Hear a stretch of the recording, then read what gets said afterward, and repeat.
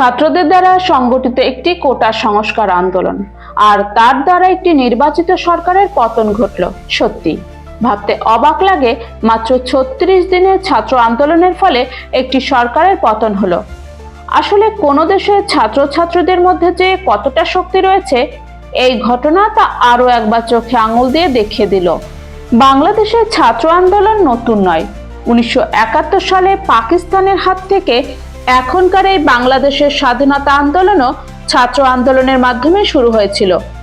অনেকে বলছে সরকার পতনের এই আন্দোলনের পরিকল্পনা নাকি বহু আগের থেকেই ছিল। বাংলাদেশের জামাত শিবির, পাকিস্তান, এমনকি আমেরিকা বাংলাদেশের হাসিনা সরকারের পতনের রূপরেখা অনেক আগে থেকেই করছিল। বর্তমান বাংলাদেশের অন্তর্বর্তীকালীন সরকারের প্রধান উপদেষ্টা ডক্টর ইউনূসের সঙ্গে শেখ হাসিনার সম্পর্ক একদম তলানিতে পৌঁছেছিল। আবার এই ইউনূসের সঙ্গেই মার্কিন প্রেসিডেন্ট জো বাইডেন সরকারের সম্পর্ক নাকি খুব ভালো ছিল। তাই কিছু তো গল্প অবশ্যই লুকিয়ে আছে। আসুন প্রথমে একবার দেখে নেওয়া যাক কোটা আন্দোলন ও তার মাধ্যমে শেখ হাসিনা নেতৃত্বাধীন সরকারের পতন কিভাবে হয়েছিল। 1972 সালে প্রথম বাংলাদেশের সরকারি চাকরির ক্ষেত্রে কোটা প্রথা চালু করা হয়। 2018 সাল পর্যন্ত বাংলাদেশের সরকারি চাকরির ক্ষেত্রে মোট কোটা ছিল 56%, যার মধ্যে মুক্তিযোদ্ধা কোটা ছিল 30%, মহিলা কোটা 10%, জেলা কোটা 10%, সংখ্যালঘু কোটা 5% ও প্রতিবন্ধী কোটা 1%। এখানেই জন্ম নেয় সমস্যার, কারণ বাংলাদেশের বেশিরভাগ চাকরি প্রার্থীদের কোনো রকম কোটাই ছিল না। তাদের মাত্র 44% চাকরি পদের মধ্যে প্রতিদ্বন্দ্বিতা করতে হতো। তাই 2018 সালের জানুয়ারি মাসে ঢাকা বিশ্ববিদ্যালয় সহ বাংলাদেশের বিভিন্ন বিশ্ববিদ্যালয় সংগঠিত আন্দোলন শুরু করে। ছাত্রছাত্রীরা তাদের দাবির সমর্থনে বিভিন্ন বিশ্ববিদ্যালয় ক্যাম্পাস সহ দেশের বিভিন্ন রাজপথ অবরোধ করে শান্তিপূর্ণভাবে আন্দোলন করতে থাকে। আন্দোলন ক্রমশ তীব্রতর হতে থাকে ও দেশ বিদেশ থেকে সরকারের উপর চাপ আসতে থাকে। তাই প্রধানমন্ত্রী শেখ হাসিনা শেষ পর্যন্ত কোটা বাতিল করে দেন এবং আন্দোলন ধীরে ধীরে শেষ হয়। এরপর প্রায় দীর্ঘ 6 বছর পর 2024 সালে প্রধানমন্ত্রী শেখ হাসিনা পুনর্নির্বাচিত হন এবং শপথ নেন। প্রায় 6 মাস পর 5ই জুন বাংলাদেশের সুপ্রিম কোর্ট কোটা বাতিলের বিজ্ঞপ্তিকে বাতিল করে দেয়। এর ফলে কোটা পুনর্বহাল হয় আর এর থেকে জন্ম নেয় পুনরায় ছাত্র বিক্ষোভ। এই বিক্ষোভ ধীরে ধীরে আন্দোলনের রূপ নিতে সময় নেয় না। দেশের বিভিন্ন সরকারি ও বেসরকারি শিক্ষা প্রতিষ্ঠানের ছাত্রছাত্রী ও শিক্ষকগণ রাস্তায় নেমে আন্দোলন ও প্রতিবাদ করতে থাকেন। পরে এর সঙ্গে যুক্ত হয় দেশের সাধারণ মানুষও। আন্দোলনের মাত্রা আরো তীব্রতর হয় যখন শেখ হাসিনাকে এক প্রেস বিবৃতিতে বলতে শোনা যায়, তার মানে কি মুক্তিযোদ্ধাদের নাতিপুতিরা কেউ মেধাবী নয়, যত মেধাবী ওই রাজাকারের বাচ্চারা? মুক্তিযোদ্ধাদের নাতিপুতিরাও পাবে না, তাহলে কি রাজাকারের নাতিপুতিরা পাবে? সেটা আমার প্রশ্ন, দেশবাসীর কাছে প্রশ্ন। আর যদি না মানে কিছু করার নাই, আর রাজপথে আন্দোলন করতেই থাকবে। এটা শোনার পর তীব্র আন্দোলন শুরু হয়। ছাত্রছাত্রীদের স্লোগান দিতে শোনা যায়, তুমি কে, আমি কে, রাজাকার রাজাকার, বলছে কে স্বৈরাচারী সরকার। আন্দোলন ক্রমশ হিংসাত্মক আকার নেয়। সরকারও শুরু করে বিভিন্ন দমন পীড়ন। এর ফলে বহু ছাত্রছাত্রী আহত বা নিহত হয়। আন্দোলনের এক পর্যায়ে বেগম রোকেয়া বিশ্ববিদ্যালয়ের ছাত্র সৈয়দ আবু সঈদকে পুলিশ গুলি করে হত্যা করে। এই ভিডিও প্রকাশ্যে আসতেই আন্দোলন সব সীমা ছাড়িয়ে যায়। দেশের সমস্ত শ্রেণীর মানুষ যুক্ত হয় এই গণ আন্দোলনে। পরিস্থিতি ধীরে ধীরে সরকারের নিয়ন্ত্রণের বাইরে চলে যেতে থাকে। এরকম একটা পরিস্থিতিতে সেনাপ্রধান জেনারেল ওয়াকারুজ্জামান এক জরুরি বৈঠকের পর জানান, তারা আর সাধারণ জনগণের উপর কোনো বাধা দেবে না।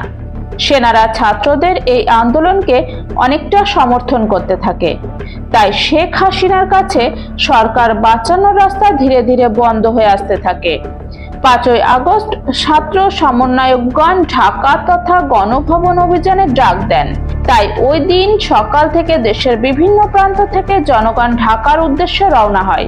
এরকম সময়ে সেনাপ্রধান শেখ হাসিনাকে পদত্যাগ করার জন্য ৪৫ মিনিটের সময় বেঁধে দেন।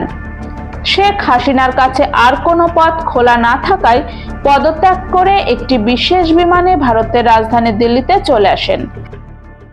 অনেক বিশেষজ্ঞ ও কূটনীতিবিদ বাংলাদেশের এই সরকার পতনে আমেরিকা যুক্ত থাকার জোরালো গন্ধ খুঁজে পেয়েছেন। বিশেষ করে ভারতীয় গণমাধ্যমগুলি বিভিন্ন যুক্তি দিয়ে প্রমাণ করার চেষ্টা করেছে যে এই সরকার পতন পুরোপুরি আমেরিকার ইন্ধনেই হয়েছে।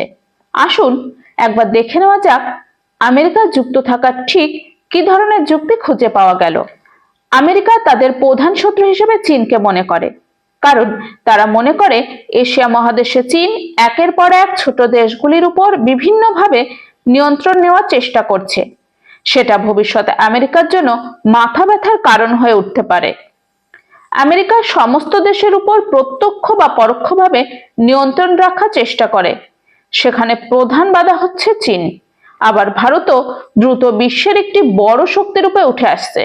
ভারতের মোদী সরকারের সাথে জো বাইডেন সরকারের সম্পর্ক ততটা ভালো ছিল না যতটা ভালো ছিল ট্রাম্প সরকারের সঙ্গে। তাই তারা দক্ষিণ চীন সাগর ও এই দুটি দেশের উপর সরাসরি নজরদারির জন্য এই অঞ্চলে একটি জায়গা খুঁজছিল যেখানে সেনাবেস তৈরি করা সম্ভব হয়। সেজন্য বঙ্গোপসাগরে উপস্থিত বাংলাদেশের নিয়ন্ত্রণাধীন থাকা সেন্ট মার্টিন দ্বীপটি আমেরিকা হাসিনার কাছে যায়, কিন্তু শেখ হাসিনা বাংলাদেশের সার্বভৌমত্বের স্বার্থে এই প্রস্তাবে রাজি হয়নি। অন্যদিকে বাংলাদেশের বিভিন্ন বিষয়ে চীনের অন্তর্ভুক্তি এবং ভারতের সঙ্গে শেখ হাসিনার অত্যন্ত ভালো সম্পর্ক আমেরিকা ভালো চোখে নেয়নি। তাই তো ডেমোক্র্যাটদের বন্ধু বলে পরিচিত বর্তমান অন্তর্বর্তী সরকারের প্রধান উপদেষ্টা ডক্টর মোহাম্মদ ইউনূসকে সঙ্গে নিয়ে বাংলাদেশের সরকার পতনে সচেষ্ট হয়। এরকম একটা পরিস্থিতিতে 30শে মে তারিখে আমেরিকার কৌশলগত দূত ডোনাল্ড লু বাংলাদেশে আসেন। আর ডোনাল্ড লু এর পরিচয় হলো তিনি মার্কিন যুক্তরাষ্ট্রের assistant secretary of state CII এর এজেন্ট এবং গ্লোবালি রেজিম চেঞ্জার নামে পরিচিত। তিনি এসে বাংলাদেশের বিএনপি সমর্থিত ছাত্র সংগঠন ও জামাতপন্থীদের বিপুল অর্থ সাহায্য করে যান। এর ফলে শান্তিপূর্ণভাবে ঘটে চলা আন্দোলন হিংসাত্মক রূপ নেয় এবং মাত্র কিছুদিনের মধ্যে সরকারের পতন ঘটায়। সরকার পতনের কয়েকদিনের মধ্যে বাংলাদেশে অন্তর্বর্তীকালীন সরকারের দায়িত্ব নেন নোবেলজয়ী ডক্টর মোহাম্মদ ইউনূস। আর এই সরকারের পতনের ফলে জো বাইডেন সরকারের উদ্দেশ্য অধিকাংশভাবে সফল হয়। কিন্তু ইউনূসের এই সিংহাসন আরোহণ কতটা সহজ হলো, এবার সেই প্রশ্ন উঠতে শুরু করেছে। কারণ আমেরিকায় ইউনূসের রক্ষক সরকারের পতন ঘটে গেছে। সেখানে নতুন করে রিপাবলিকান পার্টি থেকে ডোনাল্ড ট্রাম্প প্রেসিডেন্ট নির্বাচিত হয়েছেন। আর এই ট্রাম্প সরকার ডক্টর ইউনূসের জন্য কোন বিপদ বয়ে নিয়ে আসলো, চলুন একবার দেখে নেওয়া যাক। 2016 সালে আমেরিকার নির্বাচনে ট্রাম্পের বিপক্ষে ডেমোক্র্যাট পার্টি থেকে দাঁড়িয়েছিলেন হিলারি ক্লিন্টন। আর এই হিলারি ক্লিন্টন হলেন ডক্টর ইউনূসের সহপাঠী। শোনা যায় 2016 এর নির্বাচনে ডক্টর ইউনূস হিলারি ক্লিন্টনকে প্রকাশ্যে সমর্থন করেন। ডক্টর ইউনূস বাংলাদেশের গ্রামীণ ব্যাংকের বিপুল পরিমাণ টাকা ক্লিন্টন ফাউন্ডেশনে দান করেন এবং এই টাকা হিলারি ক্লিন্টন নির্বাচনে খরচ করেন। পরবর্তীকালে শেখ হাসিনা যখন গ্রামীণ ব্যাংক সংক্রান্ত একের পর এক মামলায় ইউনূসকে জর্জরিত করেন, তখন হিলারি ক্লিন্টন শেখ হাসিনাকে হুমকি দেন তিনি পদ্মা সেতুর জন্য বিশ্বব্যাংকে টাকা আটকে দেবেন। সাম্প্রতিককাল ইউনূস আমেরিকায় গিয়ে আলেকজান্ডার সোরোসের সাথে দেখা করেন এবং এই আলেকজান্ডার সোরোস হলেন আমেরিকার ধনকুবের জর্জ সোরোসের পুত্র। আর এই জর্জ সোরোস হলেন ঘোষিতভাবে ডেমোক্র্যাট দলের সমর্থক। তাহলে কিছুটা বোঝাই যাচ্ছে ডক্টর ইউনূসের সঙ্গে ট্রাম্পের সম্পর্ক ঠিক কি রকম। 2016 সালে ট্রাম্প রাষ্ট্রপতি হলে তখন তার বিরুদ্ধে প্রকাশ্যে বিষোদ্গার করতে শোনা যায় ইউনূসকে। তিনি বলেন ট্রাম্পের উত্থান আমেরিকার পক্ষে ভালো হলো না। অতীতের সেই মন্তব্য যদি ট্রাম্প মনে রাখে তাহলে তা ইউনূসের জন্য ভারী বিপদ বয়ে নিয়ে আসতে পারে। সাম্প্রতিককালে ইউনূস দায়িত্ব নেওয়ার পর বাংলাদেশের চলমান হিন্দু ও খ্রিস্টান নির্যাতন নিয়ে গভীর উদ্বেগ প্রকাশ করতে শোনা যায় ট্রাম্পকে। তিনি বলেন বাংলাদেশে ঘটে চলা সংখ্যালঘু নির্যাতনের ফলে মানবাধিকার লঙ্ঘিত হচ্ছে এবং তিনি ক্ষমতায় আসলে এই সমস্যার সমাধান করবেন। এবারের প্রেসিডেন্ট নির্বাচনে কমলা হ্যারিসের জয় নিয়ে যথেষ্ট আশাবাদী ছিলেন ডক্টর ইউনূস ও তার সতীর্থরা, কারণ শেখ হাসিনা সরকারের পতনের পর থেকে মার্কিন যুক্তরাষ্ট্রের জো বাইডেন সরকারের সমর্থন পাচ্ছিলেন ডক্টর ইউনূস। এবারে এক নজরে আমরা দেখে নেব ট্রাম্পের প্রত্যাবর্তন বাংলাদেশে ঠিক কি কি পরিবর্তন আনতে পারে। প্রথমে আমরা কিছু রাজনৈতিক সমীকরণ বুঝে নেওয়ার চেষ্টা করব। ট্রাম্পের সঙ্গে ইউনূস সরকারের কিরকম সম্পর্ক হতে চলেছে এতক্ষণে আপনারা বুঝে গেছেন, তবে এর সঙ্গে রয়েছে আরো বিপদ। শেখ হাসিনার সাথে ভারতের প্রধানমন্ত্রী নরেন্দ্র মোদী ও ট্রাম্পের রয়েছে অত্যন্ত ভালো সম্পর্ক। শেখ হাসিনা পদত্যাগ করে পালিয়ে ভারতেই আশ্রয় নিয়েছেন এবং বাংলাদেশের তরফ থেকে বারবার আপত্তি করা সত্ত্বেও ভারত তাকে নিরাপদ আশ্রয় রেখেছে। শেখ হাসিনা ভারতে বসে নিজের রাজনৈতিক দল আওয়ামী লীগের কর্মী সমর্থকদের সংগঠিত করার কাজ ক্রমান্বয়ে করে চলেছে। অপরদিকে ভারতে রয়েছে নরেন্দ্র মোদীর নেতৃত্বাধীন একটি হিন্দুত্ববাদী সরকার, যারা বাংলাদেশে ঘটে চলা হিন্দু সংখ্যালঘু নির্যাতন নিয়ে তীব্র আপত্তি জানাচ্ছে।